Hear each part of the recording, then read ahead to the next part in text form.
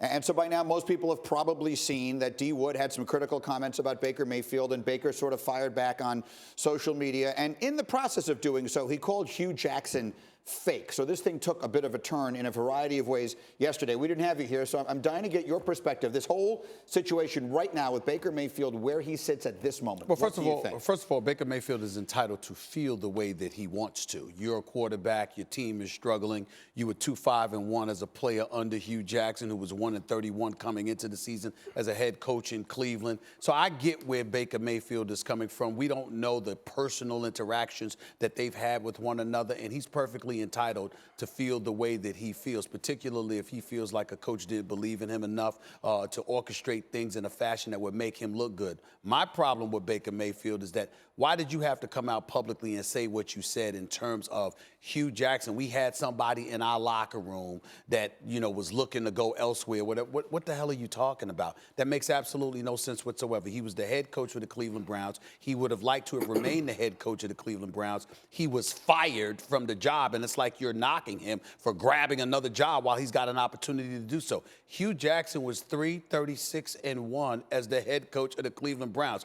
Who do you think is going to come calling this man to give him another head coaching job? This is a man that was desperately trying to survive and make sure that he landed a job somewhere in the industry. Evidently, it worked because he landed back in Cincinnati, and so when you look at it from that perspective, how could you knock this man for doing that, particularly if you're Baker Mayfield? You transfer from Texas Tech now. Before you went to Oklahoma and won the Heisman, you were at Texas Tech. They didn't work out. You made the decision to leave and go elsewhere to a better situation. Hue Jackson got fired. What did you want him to do? This is a classic example of youth and immaturity that I think Baker's going to learn from. And there's a term that says a measure of a man is how you treat someone that can't do anything for you. As you just mentioned, Hue Jackson was basically out of football as a head coach, will never get another job. If he has an opportunity to go to Cincinnati, you should be actually happy because you played better since he left. You won in the scenario. The team took you #1 overall. You're out on the field, regardless of the situation of Tyrod Taylor. You're getting an opportunity to play. It's one thing to not acknowledge him publicly on the field. If you didn't want to give him a hug, that's fine. But you still gave him that.